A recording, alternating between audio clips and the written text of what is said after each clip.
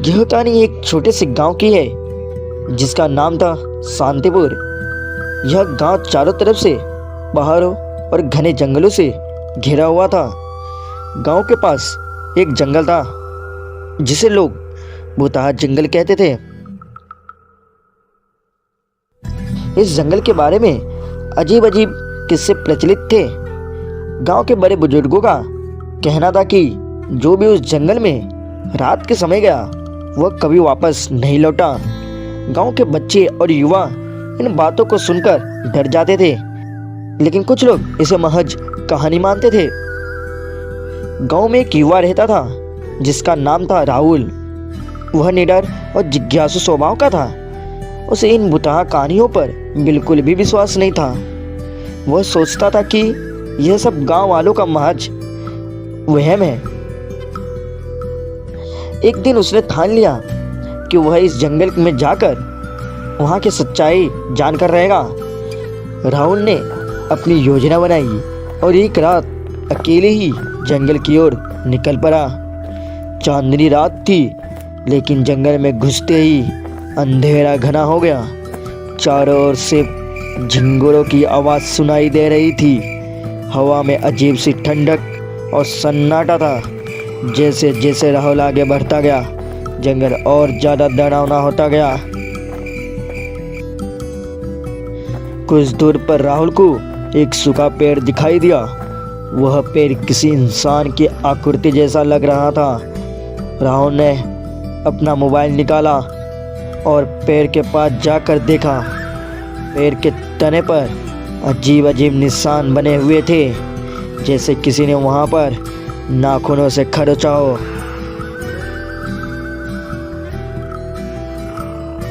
राहुल को थोड़ा अजीब लगा, लेकिन उसने इसे नज़रअंदाज किया और आगे बढ़ गया।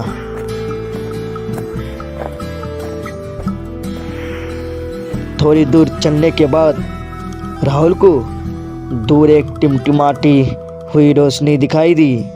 वह सोचने लगा कि जंगल के बीच यह रोशनी कहाँ से आ रही है। जिज्ञासा से भरा हुआ वह रोशनी की ओर बढ़ने लगा। जैसे जैसे वह करीब पहुंचा, उसने देखा कि वहाँ एक पुराना खंडहर था। खंडहर के चारों ओर झाड़ियों और बेलों का जाल फैला हुआ था।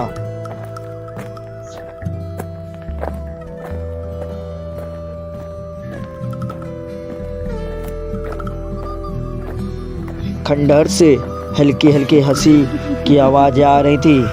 राहुल ने हिम्मत जुटाकर खंडहर के अंदर झांका। अंदर का नज़ारा देखकर उसकी सांसें थम गई। उसने देखा कि वहाँ परछाइयाँ घूम रही थी।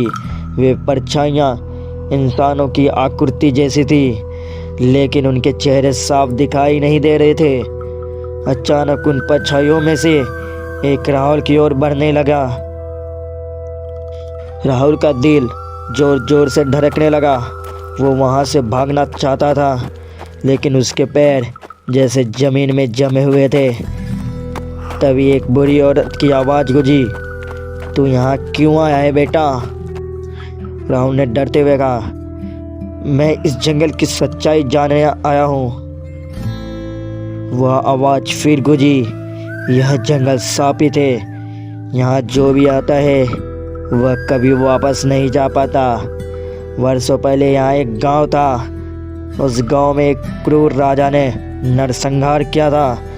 तब से यह जंगल शापित हो गया। हर अमावस्या की रात यहाँ उन निर्दोषों की आत्मा का शोर गूंजता है। राहुल ने हिम्मत करके पूछा, क्या मैं यहाँ से वापस जा सकता हूँ? वह आवाज़ धीमी पड़ गई, तूने बड़ी गलती की है, लेकिन तेरी नियति अच्छी है। भाग जा जब तक समय है। राहुल ने उस बात को सुना और अपनी पूरी ताकत लगाकर वहां से भागा।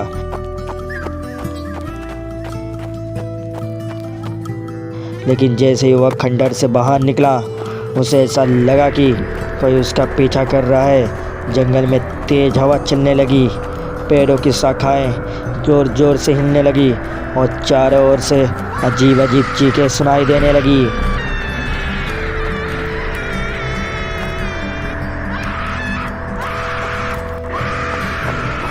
राहुल भागता गया, लेकिन जंगल खत्म होने का नाम ही नहीं ले रहा था। अचानक उसे सामने एक रोशनी दिखाई दी। वह पूरी ताकत लगाकर उस रोशनी की ओर दौड़ा और अंत में गांव में पहुंच गया।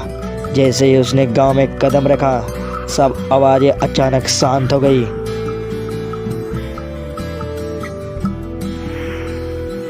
अगले दिन राहुल ने गांव वालों को अपनी पूरी आपबीती सुनाई।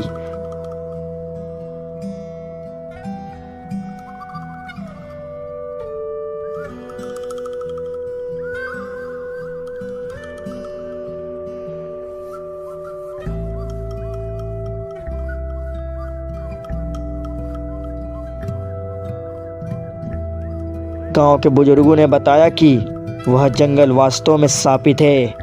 वहां जाने की हिम्मत किसी ने नहीं की थी। राहुल की यह कहानी सुनकर गांव के लोग और ज़्यादा सतर्क हो गए। उस दिन के बाद से राहुल ने भी यह तय कर लिया कि वह कभी उस जंगल का रुख नहीं करेगा। सीख, कुछ रहस्य कभी कभी अनसुलझे ही रहने चाहिए, क्योंकि हर जिज्ञासा इंसान के लिए सुरक्षित नहीं होती।